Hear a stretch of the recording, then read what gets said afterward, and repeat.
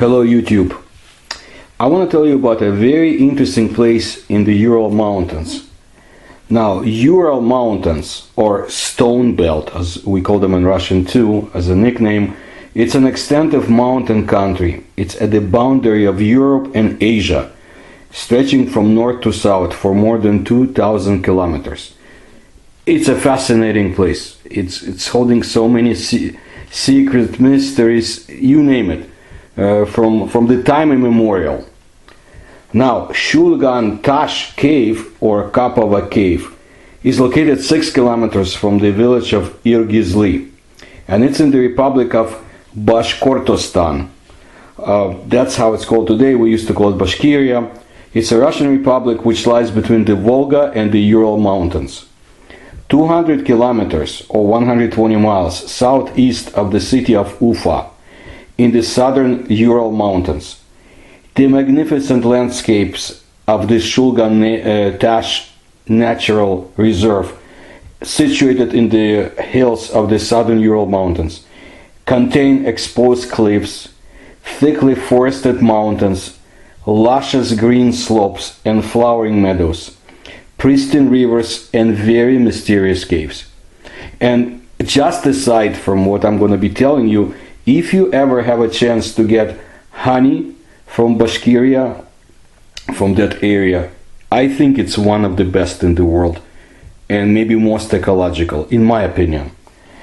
Located on the Belaya River in the natural reserve Shulgan Tash, the cave is best known for at least 17,000-year-old upper Paleolithic rock paintings and drawings. It is what's known as the limestone karst cave. The limestone grotto is almost a natural museum to Paleolithic art, with more than 150 examples of ancient depictions. The cave itself is at least 1 million years old, and when you have a chance someday to visit that area, do not miss it, because this is one of the places you can see, in part. And perhaps the most famous of the etchings in red ochre are of woolly mammoths, horses and rhinoceros, and a very strange looking camel. One of the first to be investigated, this cave, was by the Russian geographer Rычkov. In 1760, the Russian explorer visited that cave, and he wrote an article, description of the cave, located in the Orenburg province at the Belaya River. Remember what I told you about the Orenburg area in my video about the Society of the Nine Unknown. That whole area is fascinating. Let's see what's hidden there, to the extent that I've been able to collect my research. In 1769, Rычkov made a detailed description of the inner corridors and passages of the cave. And in 1770, with the help of local residents, Russian academician Lepechin managed to climb the second tier or level of the cave. Now, Kapova comes from the dripping water, according to him. In Russian it means kapaющая вода. That's where the word comes from. He was a naturalist, traveler and academician, and in 1768 to 1772 he directed expeditions to the Urals, the Volga River and the north of Russia. He collected quite a lot of interesting materials. Now, Lepechin's description of the Shulgan Tasha is different from today's realities. As scientists suggest, this is due to the inexplicable closure of individual galleries on the second tier or level. Ryumin, an employee of the Bashkir Reserve branch, he found in the depths of the cave drawings of an ancient man related to the Paleolithic. In addition, he determined the length of the accessible corridors of the cave to be about 3 kilometers. There is evidence that in the prehistoric times the cave was used as a temple. Cave paintings were made for the same purpose. In historical times, let's say Middle Ages, it was used as a pagan temple, as evidenced by Bashkir legends and archaeological sites. But no one is really sure about the purpose and the usage. But I'll lay out everything I know. Shulgan Tash is said to cause genuine horror among locals. Horror of this country of eternal darkness, as they viewed it. Galleries and corridors interconnected, stretched for many kilometers. Scientists have repeatedly compiled maps of these underground passages, but there was no case that at least two identical passages were found. Passages open and close by themselves when they want to. But you see, the horror was not the only feeling about the cave, and we really don't know what the primitive, so to say, people felt about it. We can only guess. The cave Shulgan Tash is associated with many tales and legends. At one time, it was a real mythological center. It was believed that in it lives spirit of Ural Batir, in the guise of a huge rider on the winged horse Akbuzat. Whoever sees him will be lucky. There is a belief that there lived underground people led by the cave master, a diva. The underground people kept a lot of gold, their mills were put into action by underground rivers, and they also made excellent weapons. According to the legend, if you do any service to the master of the cave, you will receive his gratitude. The first floor of the cave stretches for 300 meters in length. To travel through underground halls and passages, one needs to be very careful because of the slippery rocks and deep ravines. On August 14, 1964, one member of the Soviet academic expedition, a cave explorer from Ufa by the name of Nasonov, died in that cave. But he was not the only one. To rise to the second level, you need to overcome a high vertical well. Today they built metal stairs. How did the ancient people do it? Modern scientists are still unclear. Perhaps the ancients used ropes, narrow tree trunks, or at that time the cave had another entrance. On the lower tier of the cave, that's where the river Shulgan flows. The largest siphon in Europe was discovered here, a cavity completely filled with water, which has a diameter of about 400 meters. Now, siphon is a tube used to convey liquid upwards from a reservoir and then down to a lower level of it on its own accord. Once the liquid has been forced into the tube, typically by suction or immersion, flow continues unaided. Scientists know that Shulgan Tash cave, it's known primarily due to the many cave paintings of the primitive people of the Paleolithic era. But there are some very interesting mysteries in that cave too. They say that during the Russian Pugachev rebellion of the 18th century, a fugitive peasant was hiding in the cave of Shulgan Tash. Local residents considered the fugitive to be a sorcerer, and therefore in any way they could, they tried to avoid meeting with him. According to legend, this sorceress conjured a bridge over the Belaya River flowing next to the cave. Then he mysteriously built an air house right above the river. They say that he had the ability to appear and disappear in the most unexpected ways. And he was, according to locals, the first resident of Shulgan Tash. This, ladies and gentlemen, is the most mysterious area. The territories of the Ural Mountains. Please see my videos about this fascinating land and its secrets. From the Dyatlov Pass down to incredible appearances of UFOs and legends of the strange people who reside there. But who was this fugitive who possessed such powers? I have collected interesting materials about the 18th century Urals, and there are very, I would say, fascinating reports about unusual people or humanoids who lived and operated in the mountains of the Stone Belt at that time. But back to the cave. Well, after the sorcerer, other fugitive people or laborers or peasants, call them what you want, began to use the underground tunnels. Sometimes they united forces and formed whole detachments and attacked everyone who approached their shelters. The looted goods were brought by robbers into the depths of the cave, where, according to rumors, it is still stored.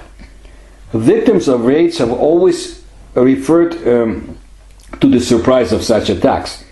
Like units of armed people appeared from nowhere and disappeared into nowhere. Modern scientists explain the strangeness by huge number of entrances and exits from the cave. However, the local inhabitants persistently defend the theory of magic spells and secret witchcraft, which can be learned in the bowels of the cave. To do this, you need to be trained by some mysterious forces hiding underground from human eyes. Now, let's see who blocked the passages. Scientists believe that the change in the number of galleries and underground passages in the cave, as a result of blocking individual corridors, is associated with groundwater. Over time, this water washes the rock, and as a result, there are collapses in various sections. Then, as a result of the same natural disasters, the galleries are reborn. Therefore, according to the scientists, to find the passage that leads to the hidden treasures in the caves, the chances are very small that you will ever do it, especially after the 18th century. But knowing Russian history, we are quite sure that people have been using that cave after the 18th centuries quite a lot. However, Russian ufologists do not share the opinion of scientists about the impact of groundwater on the Shulgan Tash. They suggest that someone is deliberately blocking the cave galleries. And this somebody are representatives of the alien or extraterrestrial intelligence. By blocking the tunnels, they thus protect the approach to their bases, of which there are quite few in the depths of Shulgan Tash.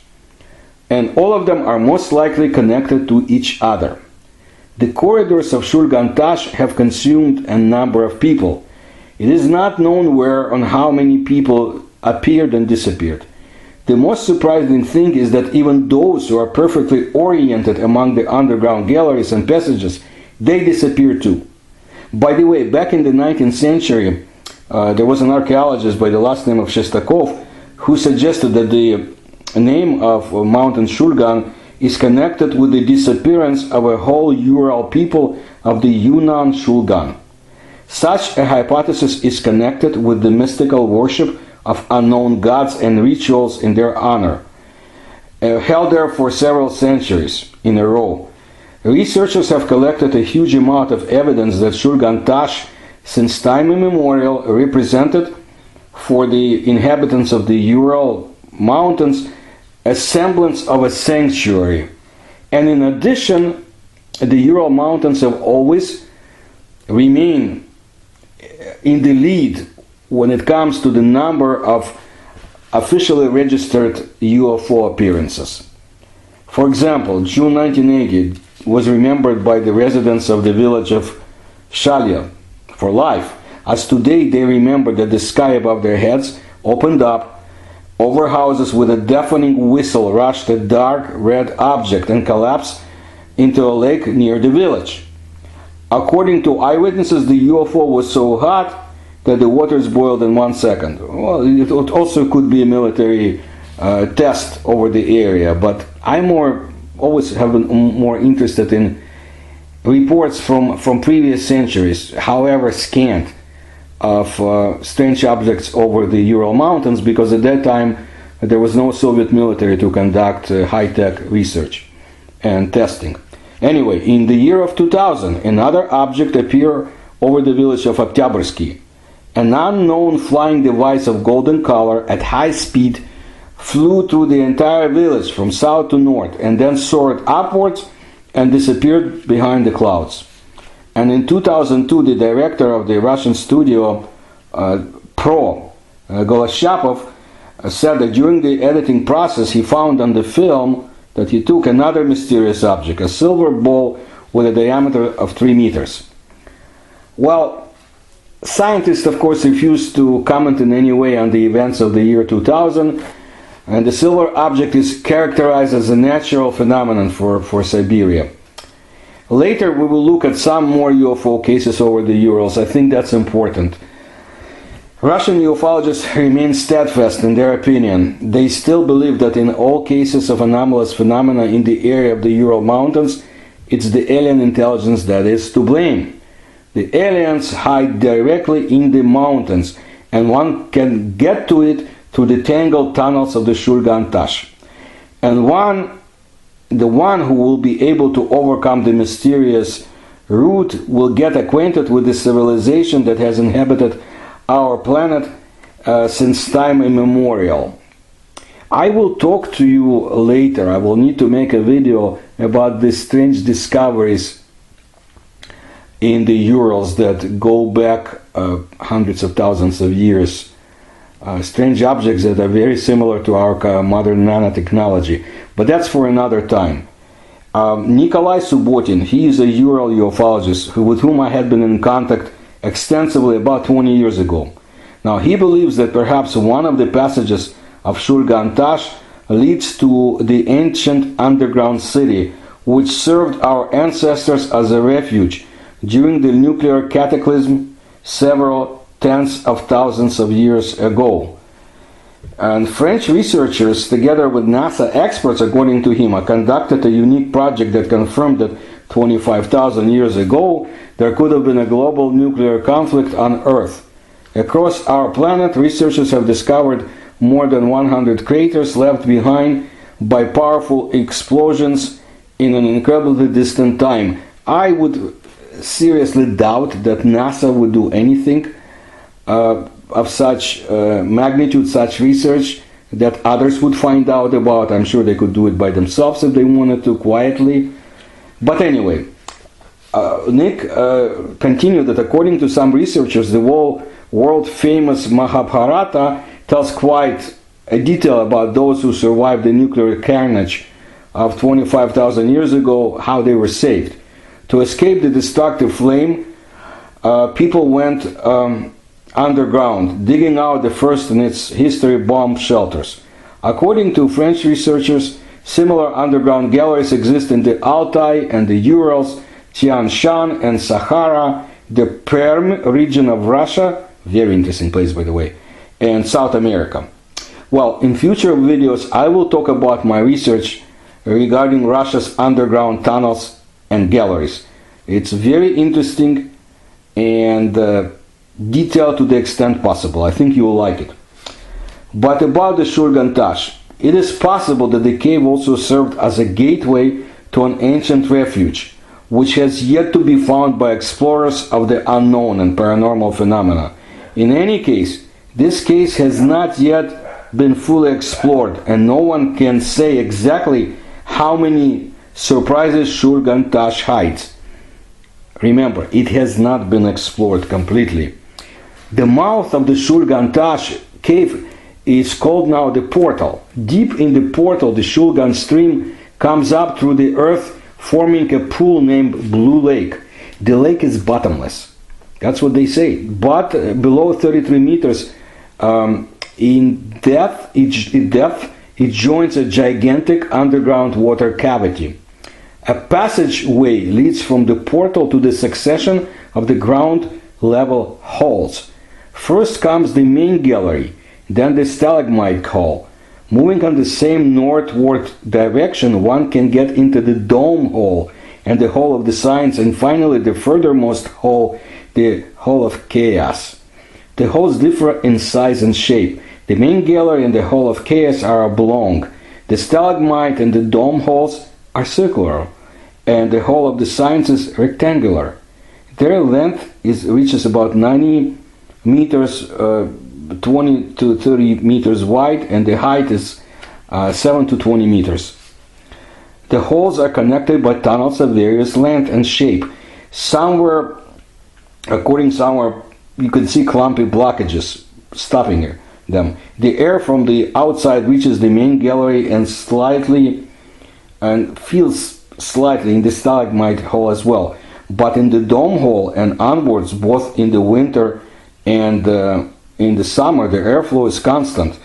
The further one advances, the more stalagmites and stalactites one would see. The walls are too covered with calcareous sinter, which sometimes is half a meter deep.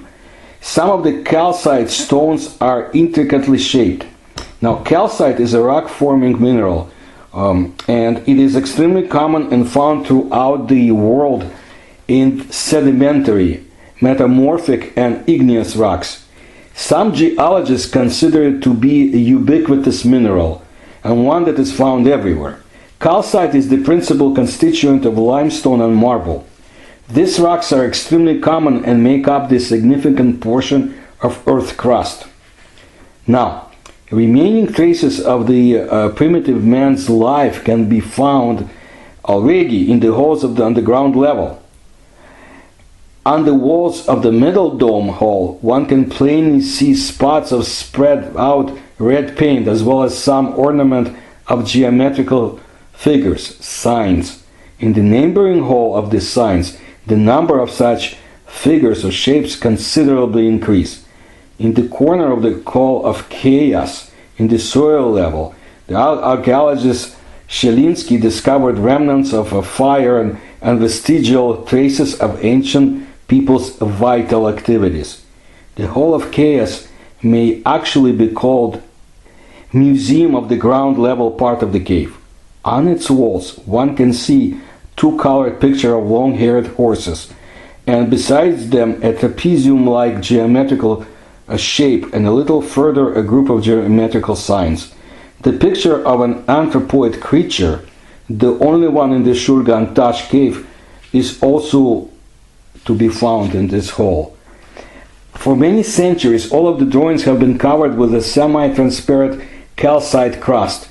One expedition headed by the prominent archaeologist Otto Bader cleaned the pictures of the horses back in 1976.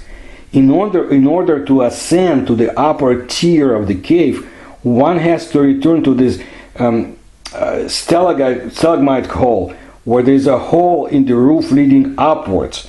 To connect the floor with the hole, a steel ladder has been installed, which is followed up by a stepping slope of earth, where another ladder, which is 16 meters long, takes visitors to the upper tier, upper level. Most of the paintings are made using natural red paint, ochre, sometimes with additions of charcoal. Some 20 to 26 figurative paintings depict elements of the mammoth fauna: woolly mammoth, horse, woolly rhinoceros, steppe bison. In November 2017, after removal of a layer of flowstone overgrowth, a painting of a Bactrian camel was found. Very interesting, by the way. Additional several anthropomorphic or zoomorphic figures are known from that cave. And as well as more than 70 non-figurative paintings representing geometric symbols, triangles, complex trapezoids, lines, ladders, etc. I underline again, triangles, objects that primitive man could probably see in the sky. The cave images are inseparable from its spacious halls, long and high galleries and narrow secluded niches. The cave is not just a home for ancient drawings.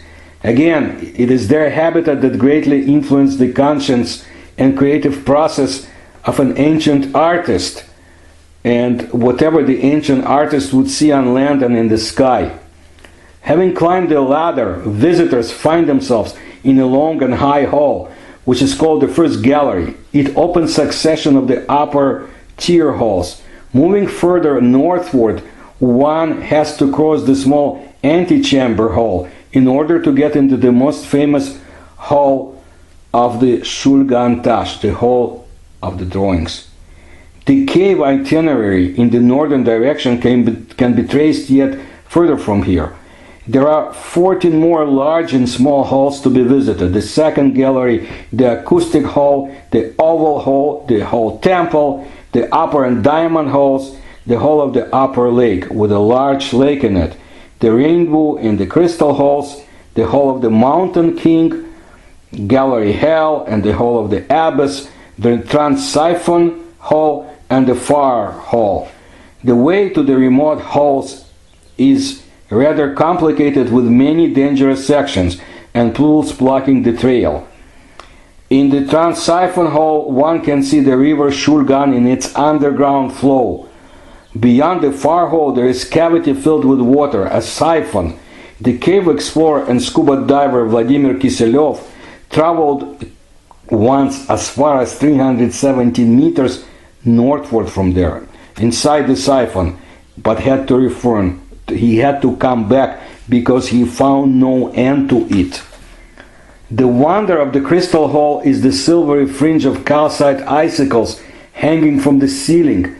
Among the sublime decorations of the cave are the milky rivers composed of tiny calcite crystals, fragile and crisp, which haven't become solid as yet. Now, the whole of the drawings, the most ancient drawings are in the upper tier. They were painted in the late Paleolithic era, when Cro-Magnon lived on the planet. On the lower tier of the Kapova cave are later images of the end of the Ice Age. In 1960, a group of Moscow archaeologists headed by Otto Bader started working in the cave. Over his entire work, he has opened more than 30 drawings, including mammoths, horses, rhinos, bison, and geometric shapes. The drawings were cleaned from the calcite crust and mud, photographed and thoroughly examined. They were supposed to date back to the late Paleolithic period. Now here they say 25 to 10,000 years BC, so I think the medium age was determined to be 17,000 years BC. The main result of long research was his book, Kapova Cave, Paleolithic Painting. It was published back in 1965. It's a very hard book to get. Butter believed that all the drawings represent a single complex and are relatively simultaneous in creation. Now, that's what he believed. During this period, the study of the Shulgan Tash cave itself was carried out by employees of the Bashkir State University. They compiled a real map of the cave. The first microclimatic observations were carried out. Distant, inaccessible areas were examined. After the death of Otto Bader in 1979, research in the cave has stopped. There were problems with how to save the drawings. It was decided to completely close the cave, and the work in the cave was resumed only in 1982 by Leningrad archaeologist Shelinsky. At that time, he led a comprehensive Paleolithic expedition that conducted archaeological research in the southern Urals, and he did it every year. When were the drawings applied to the walls of the cave? Now, Shelinsky managed to answer this question. He discovered under the ancient drawings the remains of contemporaries of these drawings. He believed that they belong to the Paleolithic era. So they found quite a few interesting things there. Archaeologist Shirakov from Yekaterinburg believes that the Shulgan Tash cave was a sanctuary. Further investigations were carried out in 1980s by Shelinsky and by scientists from the Russian Geological Institute and the Russian Geographical Society, although the deeper parts of the cave have yet to be properly examined due to deep holes, flooding, and other dangers. They just don't know what's inside there. Now, Kiselyov, whom I mentioned, worked in it for a comprehensive study of the Shulgan Tash cave. In 1991, he made dives also on the underground river Shulgan. And Kotov explored the cave, and he believes that Kapova cave for the peoples of southern Urals was the cult center where rites of initiation and rebirth of nature were performed. The heart of the South Urals with Lake Shulgan and the sources of legendary rivers Ahigay, Yaik, Hakmar, and Nogosh, it's associated with the life and deeds of the immortal heroes of the epos Ural Batir and Agbuzat, which belong to our planet's art treasures.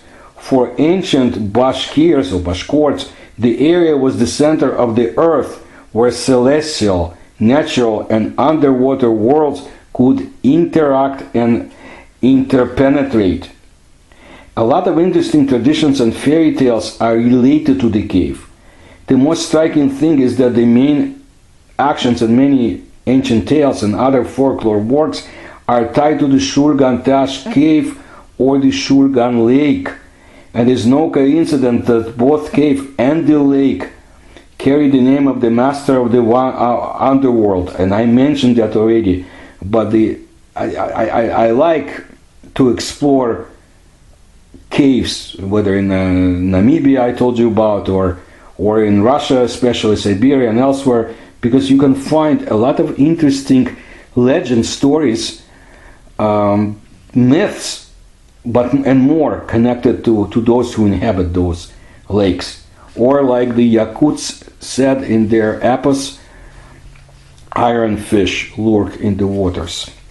Lake Shulgan came from according to legend, from the remnants of the flood sea, arranged by the Div or giant and Shulgan, after being hit by the staff of the earth.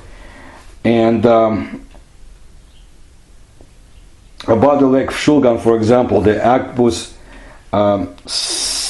Appa said, when the water Padishah king lost the battle, he found a bottomless pool and dived into this lake. The lake became known as Shulgan. And in the Epos Akbuzat and the Epos Ural Batir describe the sacrifices of humans to Lake Shulgan. A beautiful girl was presented to the Padishah of the underwater world. Actually, in 1760, Richkov, whom I mentioned, he found a dried out human head while he visited the cave back in 1760. So we know it's estimated to be 17,000 years old, and the drawings in the Shulgan Tash cave in the Russian Urals are compared to those in Western Europe. But despite their discoveries in the 1950s, one of the most significant prehistoric cave art. It shows that cave painting was not limited to Western Europe only, but took root in Eastern and Central Europe as well. And it is quite likely that those who exhibited the cave dozens of thousands of years ago observed very unusual object in the sky above. I want to tell you about some fascinating UFO sightings over the land. It's just a few, because there are so many more, but it will tell you the extent of UFO activity. And we have to, again, separate it from government official secret tests. They were official to the officialdom, but anyway, we need to separate them from what people really consider to be anomalous. But let's see. In August of 1977, in the vicinity of Ufa, the An-24 plane, immediately after flying off from Ufa airport, almost collided with a bright balloon flying vertically upward. The crew gave a sharp roll to get away from the collision. The ball was so bright that it blinded people.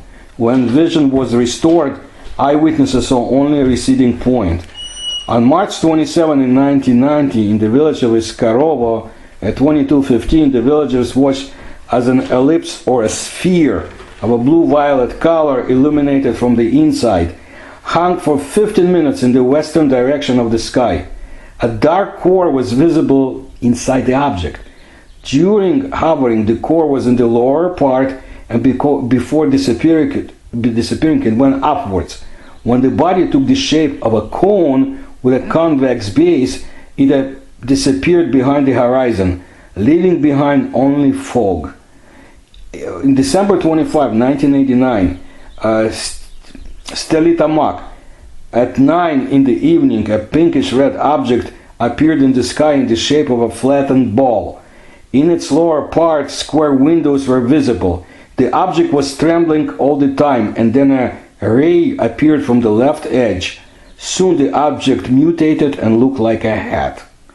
July 26, 1990, Ufa, I believe it was at night, a luminous ball was observed moving from the west to east at speed of about 400 kilometers an hour. It had a cone-shaped beam directed in the direction opposite to that of a movement. After 5 minutes, the object was lost from sight. There are other subjects from the real realm of paranormal phenomena in the southern Urals that I will discuss in my future videos. I promise very interesting territories and objects located in them and so forth. So if you can, please help my research. The links are listed. I want to thank you for your attention to my work. Be well and safe.